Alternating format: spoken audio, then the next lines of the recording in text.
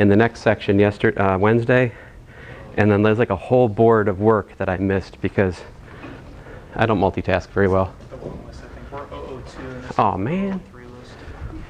Didn't I just say? Did I say it but not do it? Ah, thank you. So yes, today, whatever I say, trust, but verify. So this is, well here, we'll go in the third column. Thank you, I appreciate that. All right, let me begin with a word of prayer. So, dear Heavenly Father, we thank you again for this day, for this time we have to meet together and study math. We thank you for your creation and all of the beautiful, wonderful things that you've made for us to enjoy. Help us to enjoy math today. Help us to glorify you in what we do this day, Lord. In your name I pray. Amen. So you guys have any questions? I was talking to one of the other faculty, and he hasn't taught college algebra for many years, but I asked him what notation he uses for factoring, and he showed me. And so, let me show you a couple of examples with his notation, and you can take it or leave it. But so I'm just going to revisit factoring one more time.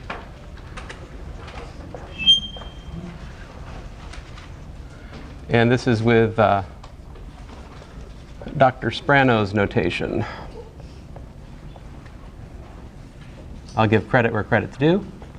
Any errors or mischaracterizations of this notation that I make today, they're all mine, all right? It's not on Dr. Sprano.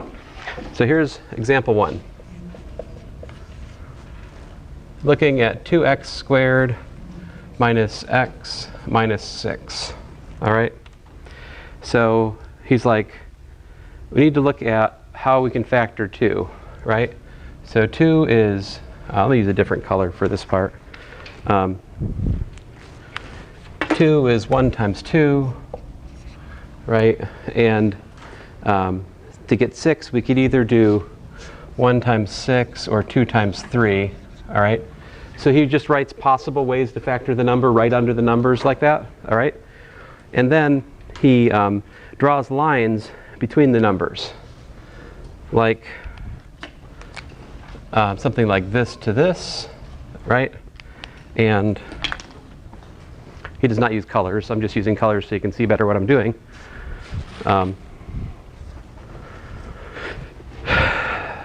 This to this, all right? And then he writes off to the side over here something like, okay, so this would be something like 4 plus 3, right? But what do we want? We want minus 1 here, right? So we should do something like minus 4 plus 3, right? And, excuse me, we want minus 1, right? That's minus 4 plus 3. It's minus 1. And so he has 1 times x and minus 2 and 2x plus 3. And just to emphasize the color coding here, the 2 and the 2 is like from the green, so to speak, and the 1 and the 3 is like the blue.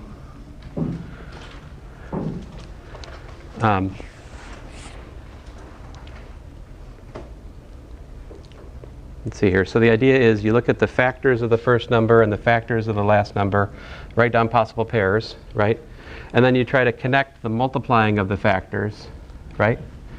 Multiply the factors such that the sum of those gives you the middle term, right? This is just a way of organizing the FOIL. Yep. So the part where it says 1x, is it okay if you just write x? Oh yeah, of course. But my point is that that's from that 1. That's all. And then, the ultimate judge, of course, is this equal to 2x squared minus x minus 6, right? Is it? Like, question mark? multiply it out, it works, right? We get minus 4x plus 3x is minus x, right? So, all right. So what's the difference between this and my like default notation? My default notation is not to write these numbers, actually. I just think about those numbers in my head. And I just write this down and plug numbers in and erase until it works, right?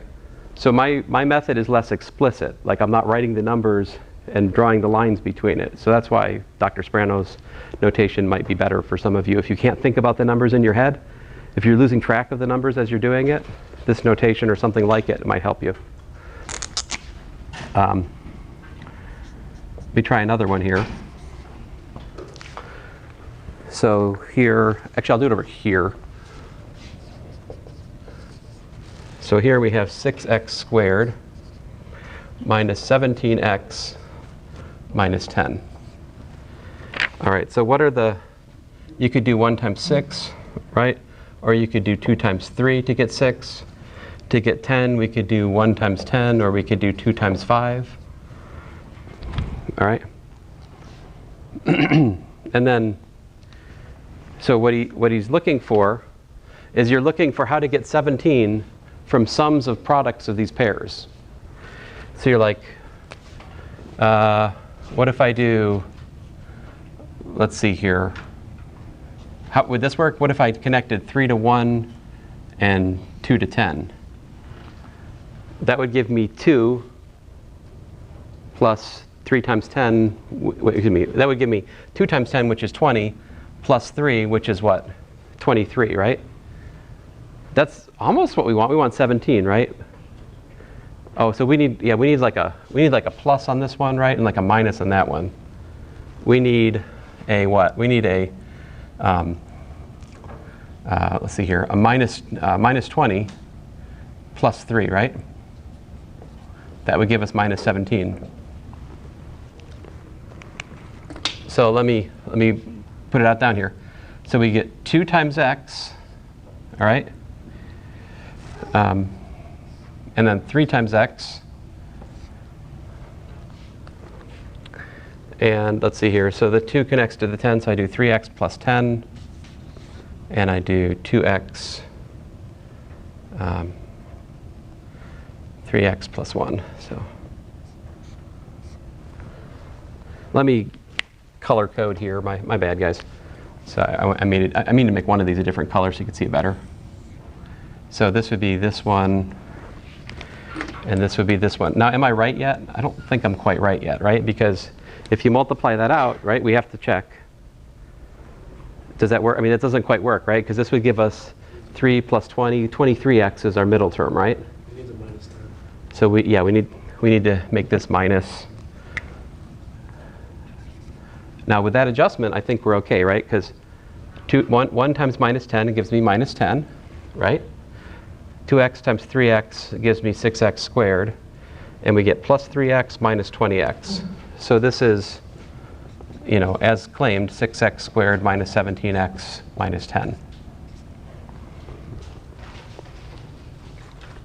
This isn't really different than what I did earlier this week. The difference is what? I'm just writing down the pairs of numbers and like connecting them with lines to show you where the arithmetic came from. I think I have another one here for you. Example 3. So here we've got 6x squared minus 17x plus 10. All right, so again, he puts the pairs 1 and 6, and 2 times 3, those are possible ways to get 6. Possible ways to get 10, 1 times 10, or 2 times 5, right? It's different. There's a plus here instead of... No, I got you. I totally hear you. So here we do 6 times 2, right? And we'll do 1 times 5. All right. And with that, we have 2x, 3x, right? So the 2 connects to 6, so I do plus 6 And so like, wait a minute, plus 6 over here, my bad. So this connects to that, so to speak. And the 3x, wait a minute. I'm a dummy. What, am I following my picture? What did I just say? I said do 1 times 6 is 6, 6 plus.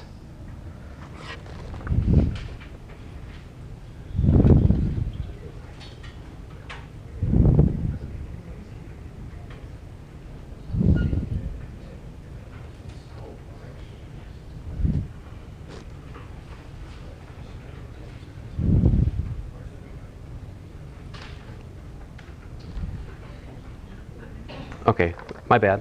So I'm not following the mnemonic, am I? What am I supposed to do here? If I've got the 1 and the 6, I don't put 2x and 3x. What do? I put x and 6x, right? Right? So the x gets paired with the 5, right? And the 6 gets paired with the 2.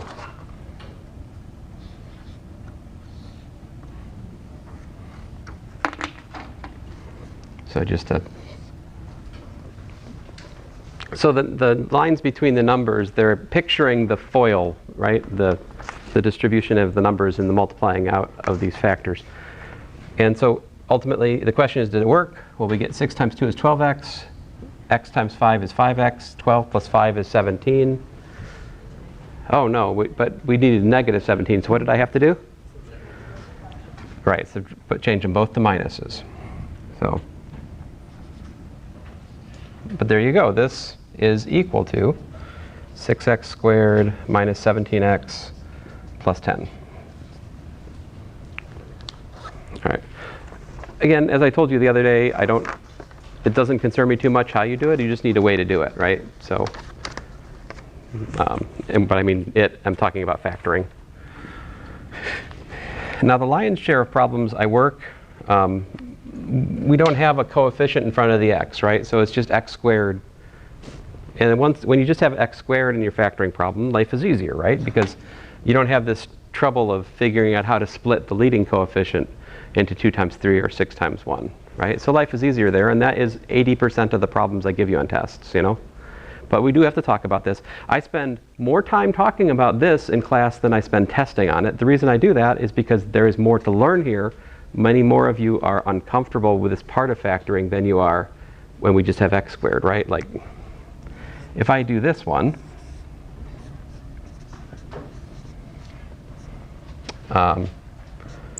most of you won't have trouble with this at all, right?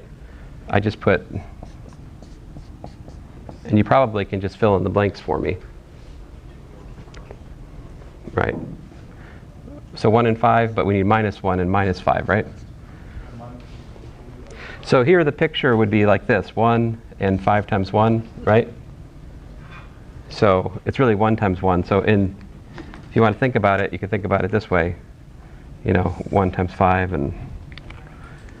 But let me not start this. I don't think this kind of picture is necessary for this kind of problem, honestly. But whatever.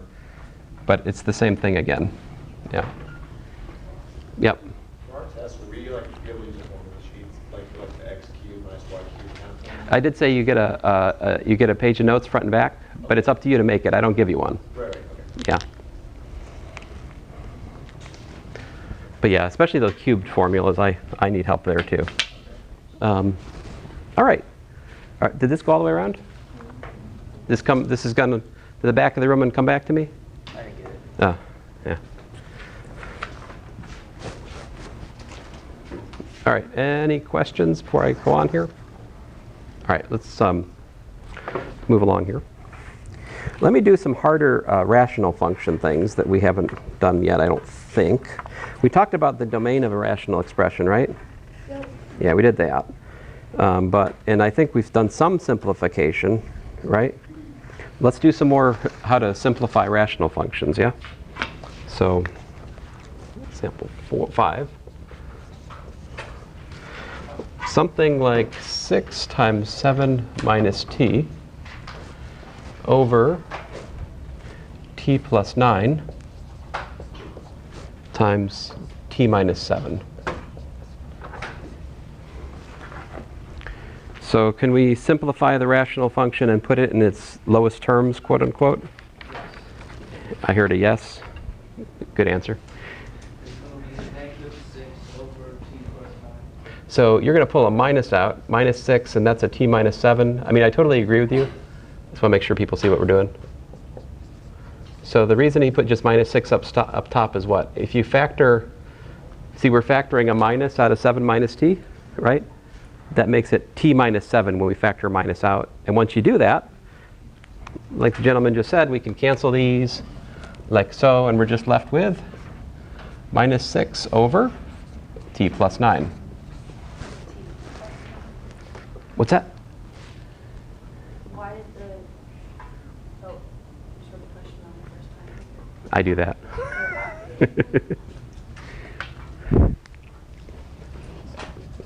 Example 6.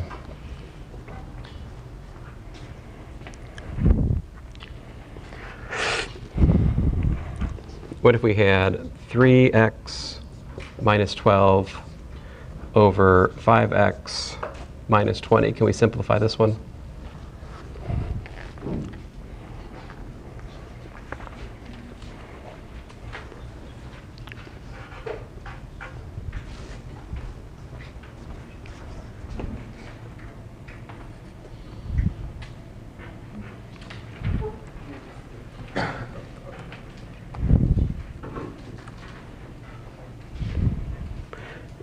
Everybody top-hatted? I just tried to wake it. You should. I don't know if you guys can top hat when my computer goes to sleep or not. Do you know? As long as you keep it open. As long as I haven't hit finish. It's not based on my computer. It's just based on the top hat servers and wherever they are. Yes. Where are they? I don't know. Should be in like London or something. Let's see here. If I think of top hats, I think of London. I don't know. I think it may be Mary Poppins. Wait a minute, are there top hats in Mary Poppins? I don't think so. Actually, when I think of Mary Poppins, I just think of, I'm Mary Poppins. If you know what I'm talking about. Back when I used to watch Marvel movies. Anyway, factor 3 out. We've got, what, x minus 4. And factor 5 out, we've got, oh, x minus 4 again. Isn't that convenient? Let's see here. So 3 over 5. Okay. Now, is this equal to 3 over 5? The answer is usually, right? What's the domain of 3 over 5? When is 3/5 3/5? Does it depend on x? It doesn't, right? So the domain of 3/5 is just the whole real line. What's the domain of this guy? It's everything except for x equal to 4, right? So when you cancel factors like this, you can change the domain of a rational expression. Just something to know about. But a lot of the time when we're doing math, we don't worry about domain as much. We just make steps, right? But when you make steps, you should think about what are you signing up for, right? There are terms and conditions to mathematical operations. Sometimes, like when you cancel out factors, you may be losing when that factor is 0. Yep. What's the other line for example 5? What's the what? The other line underneath t plus 9. Why did you have 2 lines, like, for the answer? Like a line under t. Oh, that's just my notation. I could put a box around it. Sometimes I put a box. Sometimes I just underlined with a period to save a mark. I don't know why I'm doing it. That is a more difficult question to answer. Why do I do it box sometimes, underline with the other times? I do not have a good answer for that, actually. I would, I would have to probably like cite Jeremiah 17:9 or something. I don't know. Let's see here. So how about this one? Well, I'll make up one. How about this? 30x cubed over 2x divided by, let's say, x plus 1 over x to the power 4. How do we do this sort of problem? How do we deal with division? How do we divide? We multiply by the reciprocal. Now, We could also just clean this up before we do anything. What's 30 over 2? It's 15, right? So, and what's x cubed over x? It's x squared, right? So we've got 15x squared times the reciprocal. What's the reciprocal of x to the fourth over x plus 1? It is x to the fourth. I said x to the fourth over x plus 1, but what I should have said is x plus 1 over... I'm sorry. As I told you, I went to the wrong room this morning. I mean afternoon, whatever. The 1D Yeah. 15x squared, by the way. Oh wait, it's cubed. I thought it was. Okay, yeah. Trust but verify, very good. You're following instructions, it's good. But, okay, so we multiply those, we get what? We get 15x to the power 6 divided by x plus 1. And there you go, that's the best we can do here. Game over. That's as simple as you can make that one.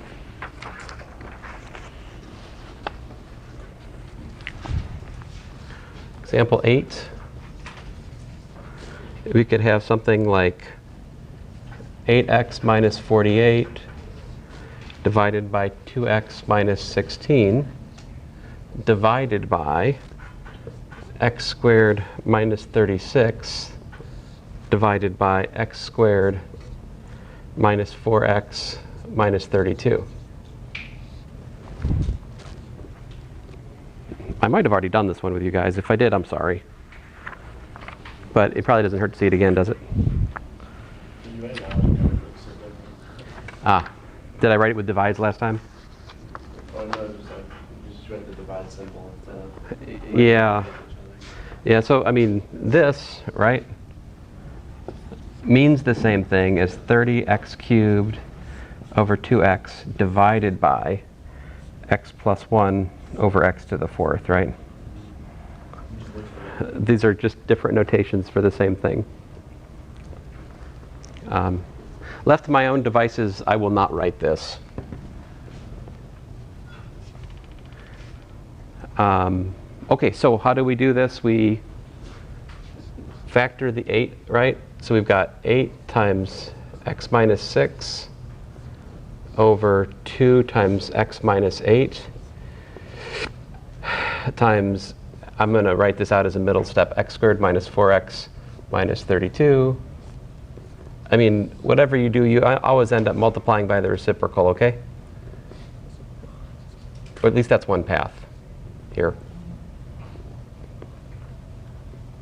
So I have to multiply by the reciprocal. What I did here, guys, is I just cleaned up the numerator, right? I factored, let me use some color coding here. This right here is this piece, right? I think you missed the 3 on the denominator of the second one.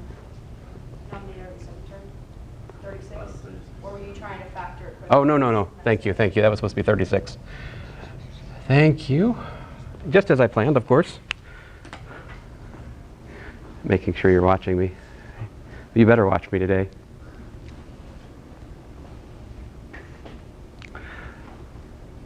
Can we factor these?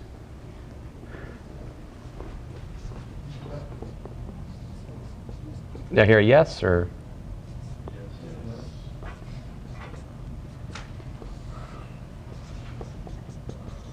I'll do the bottom. That's easy. X minus 6, x plus 6. Haha. I took the easy part.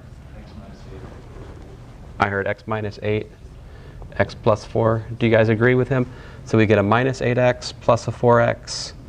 Indeed, what I'm about to underline in red does go back to where we started with. If I FOIL this guy out right here, I do get back to this term. I think we're good. And now we can cancel like factors, right?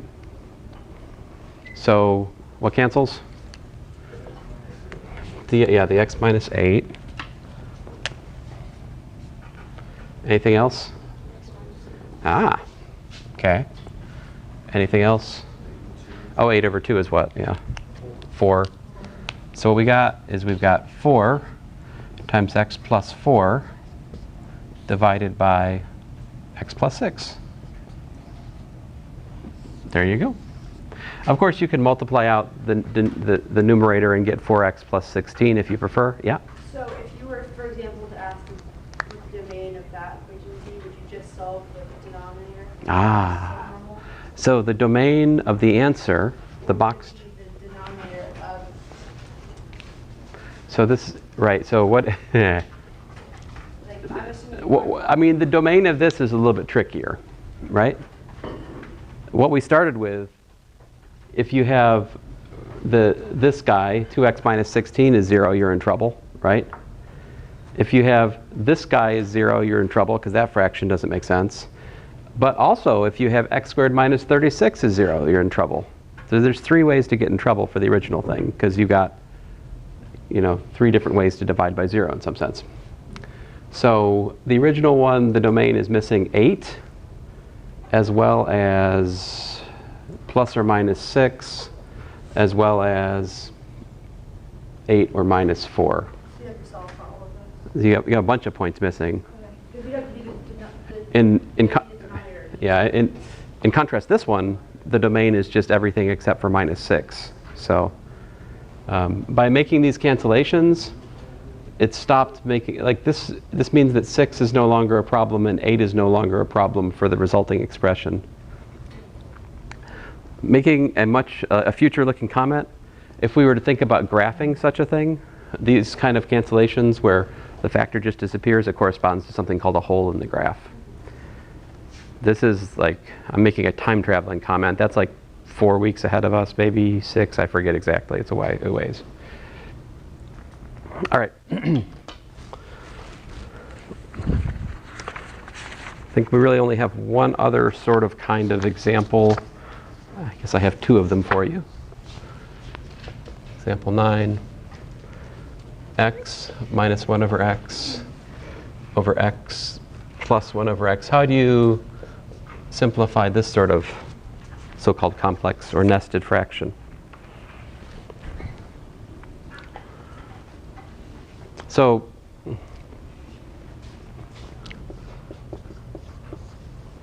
we'd have something like x plus 1 over x plus 1 over, 1 minus 1 over x. These problems are different, right? And they require like a different approach. The example 9, the thing you have to ask yourself is, what can I multiply it by to get rid of all the fractions? That's your goal, right? Clear out the fractions. So I look at this and I say, well, if I multiply the top and the bottom by x, and I can do that, right? We can multiply something by 1. So the 1 I'm going to multiply this by is just x over x, right? If I do that, what happens? I just get x squared minus 1, right? And x times x is x squared plus 1. Now you could factor the top if you wanted. This is x minus 1 times x plus 1 over x squared plus 1. But that's like either one of these, to my taste, are legit answers.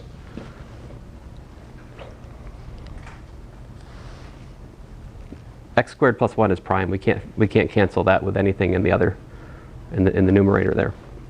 Yeah. How about the other problem? Can I just multiply by x over x? I mean, that'll fix the denominator, but it won't fix the numerator, will it? So what should we do to fix this one?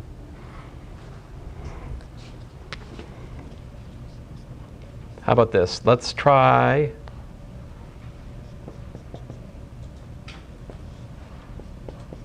We should also just go through the steps of like solving the whole thing, finding backwards. So it's not solving? like if you were to actually do x plus 1 over x plus 1, and solve for that, and then add the bottom. But I don't know what you mean by solve for that. Like simplify. Simplify? You were in 2010. Yeah. Couldn't you simplify the numerator and then factor them both out? You're saying just do this and see what happens? Yeah. Okay, sure. Yeah, we could do that. So this, I multiply through, I get x squared, right? And what's x times 1? What's x times 1 over x plus 1? It is just x over x plus 1. right? Fine. Downstairs, x times 1 is x. X times minus 1 over x is just minus 1. So we can, that's what you want me to do? Great. I mean, absolutely great. We could do that, right? But we're not done. So what do we do next? How do we get rid of, our goal is to simplify it to a simple fraction. A simple fraction just means one polynomial over another. This is a complex fraction or a nested fraction or a compound fraction because it's a fraction of fractions, right? There's a fraction up here and it's, okay. So how do we get rid of that? How do we fix it?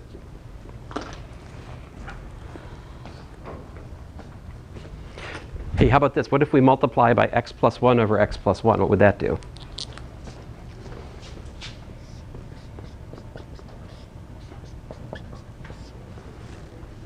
See, then we have x squared times x plus 1 plus x,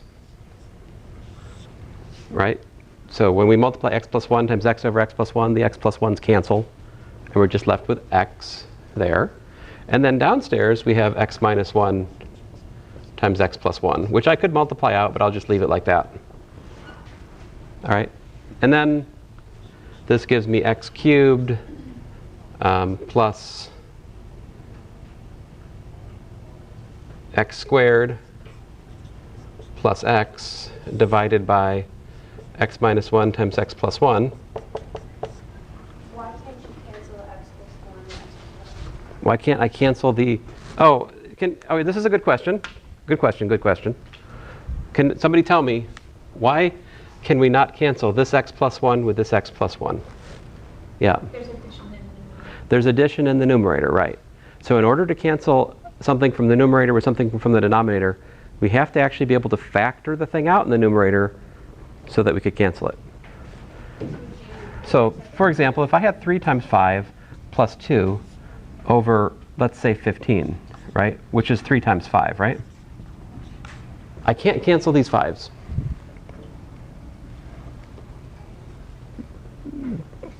In order to cancel the 5, I would also need like a 5 to factor out of the 2, right? Like I would have to, you know, so you have to have the 5 on both to cancel it is the bottom line. Same for algebra, like we have to have x plus 1 over here as well if we were going to cancel it, and we can't. Yep. You took the denominator and factored in, or factored out the denominator at the very end. Put that as the answer to? If I what? Denominator, if you simplified it. X squared minus 1. I think we could factor an x out here, right?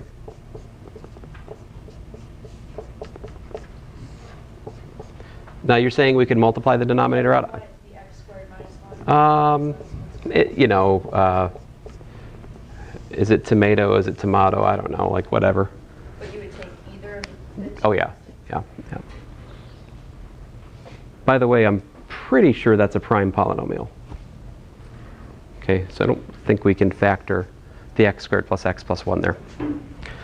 All right, so let's turn to linear equations for the remainder of class time. This will take less time. These problems are pretty straightforward. But I should devote some class time to it. It is in your homework, which I'd like for you to have the homework done by Saturday for your sake. But I did extend it to Tuesday, didn't I? Yeah? The reason for that is some people are still having trouble with bookstores giving them runarounds, for example.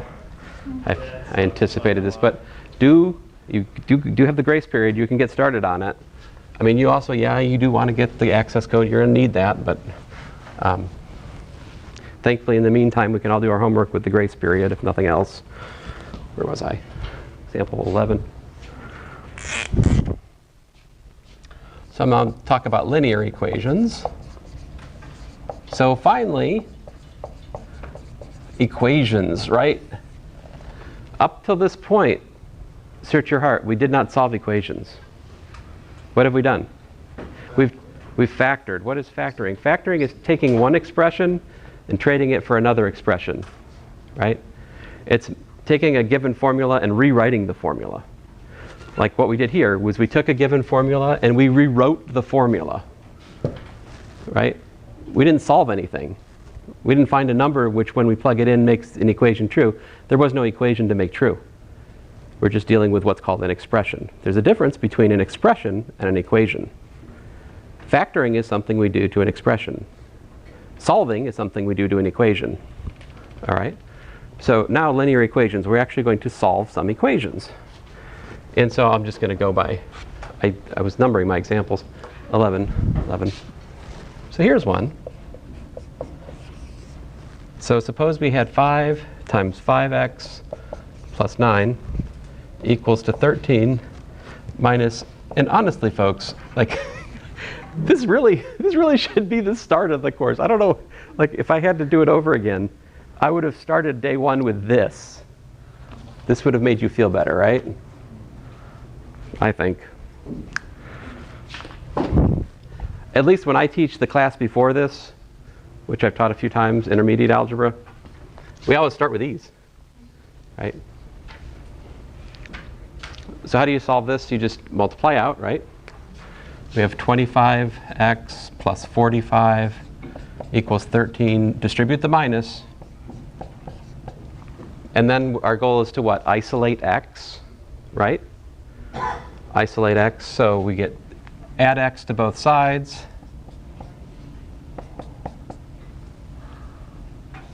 Right? And subtract 45 from both sides. That gives me what? That gives me 26x equals to 13 minus 7 minus 45, which is what?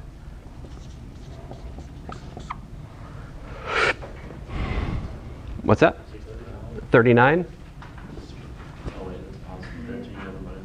Positive 13. Oh, yeah. Or did I do that wrong? 52? Ah, okay. Negative 52, though. No? Negative 39. All right.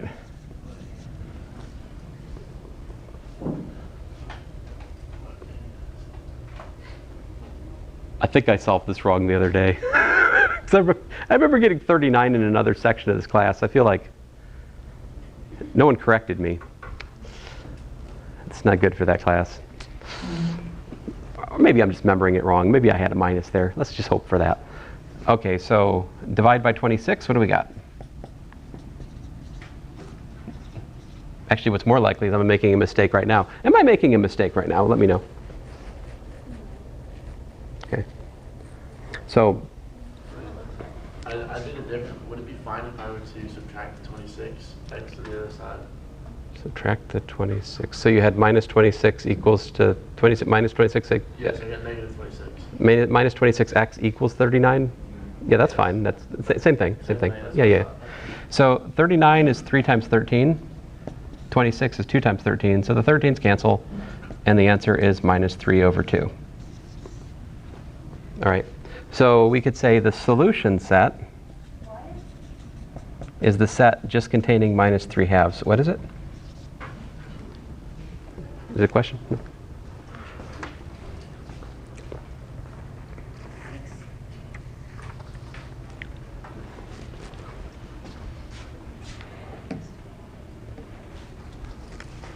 My notation bothering you?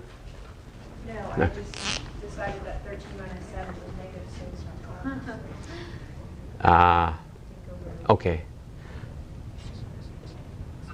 That seems like something I would do today. Example 12, I'll do 0.2x minus 0.4 equals to 0.1x plus 6. Let's try to find the solution set and solve this one, all right? So whenever I see decimals in a problem, the first thing I want to do is to just get rid of the decimals because they're evil. So the simple way to get rid of decimals is just multiply by a necessary power of 10 to turn them into whole numbers, right? So this one, if I just multiply the equation by 10, things become easier to look at, right? Multiply by 10, what do we get? We get 2x minus 4 equals to x plus 60. Right? Because 10 times 0.2 is 2. 10 times 0.4 is 4. 10 times 0.1 is 1. 10 times 6 is 60. Now we isolate x. So if I subtract x from both sides and I add 4 to both sides, that gives me x equals to 64. Now isolate x. Oh, I'm sorry, it's already isolated. There you go.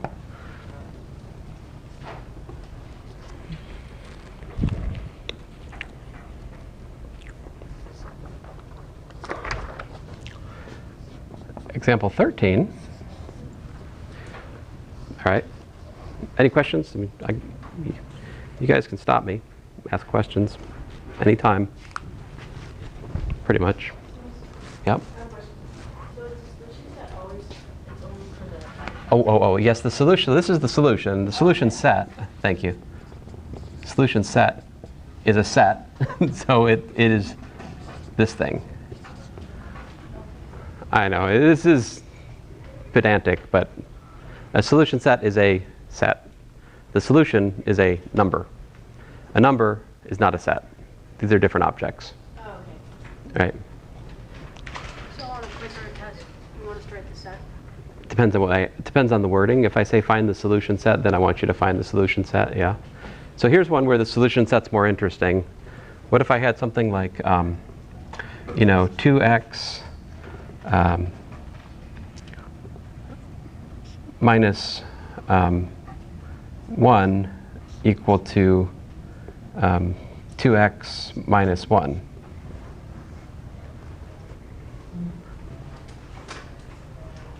Or I could make this look, yeah. Infinity. Well, I mean, yeah, I mean, this, if we subtract 2x from both sides, we get what? We get 0 equals to 0, right? So there's no condition. No condition on x at all.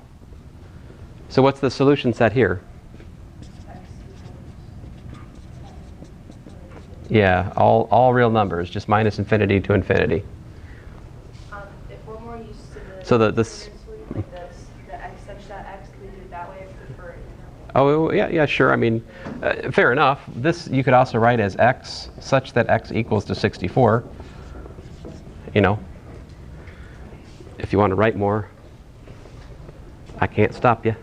Now, example 14. What if we had, let's say, something like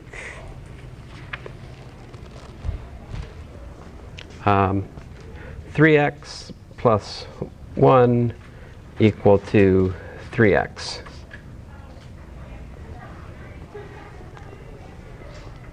All right. So subtract 3x from both sides. What happens?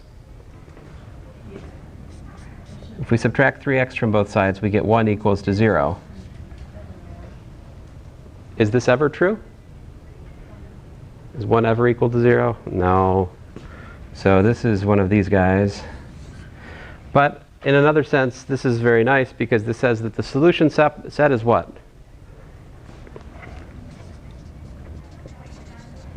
It is the empty set, right? It is the set which contains nothing.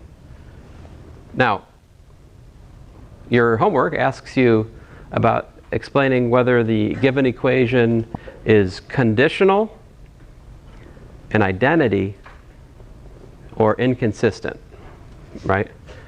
Conditional, identity, can't spell, or inconsistent. Let's classify the examples we just did in terms of that breakdown. Which of the examples were conditional equations? Example 11 and example 12. Example 12, these were both conditional equations. The condition that the equation was true was x equals minus 3/2 or x equals 64. Example 13 was an identity. It's true for all x. That's what it means it's an identity, right? So this was example 13, was an identity. Example 14 is inconsistent. There is no solution to that equation, right? So That's all that language means. Don't be mystified by it. It's nothing much. And then we had one final example to get to, which I may or may not have time for. Woohoo! Have time. See, once they start milling around in the hallway, it makes me nervous. Let's see here. There's probably some professor teaches something here, and their next class is like Green Hall, that poor soul. So they have to end class like 5 minutes early in order to make it over there, you know? I'm sure you feel their pain. Did they renumber the mosque before you got back? You know, I don't remember the numbers in DeMoss from before I left well enough to know, but yeah, we renumbered DeMoss. They try to make a reference. There are rooms in DeMoss that have been remodeled like 3 or 4 or 5 times since I got here in 2008. And they just keep remodeling certain places. This paint is no older than 2 years for sure. They like go through and paint everything like every year. But no clock. I digress. Okay, so I need clock. All right, I need to put up a clock. I'm going to at some point. Suppose you have 3 times x minus a plus 2b equals to 4x plus a, and we're supposed to solve for x. So there's a few problems in your homework where you're not finding a number as a solution. You're just trying to solve for one variable in terms of another. Now, for those of you who are taking this class and you're in like exercise science, and this is really primarily to get you ready for Physics 201, right? This is the kind of thing that matters more. We do a lot of that kind of like symbolic solving in 201. Anyway, so we multiply out. We got 3x minus 3a plus 2b equals to 4x plus a. Isolate the x. What do we got? So I'll subtract 3x from here, and I'll also subtract a from here, and I'll subtract 3x from here, and I'll subtract a from there. That will give me, the 3x's cancel. I get minus 4a plus 2b equals to 4 minus 3x. Well, that's kind of anticlimactic. There's the answer.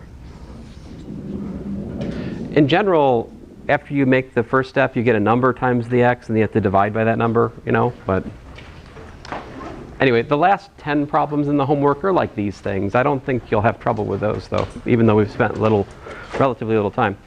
Next week, we are doing other things, so I'll see you then. Have a good weekend, guys.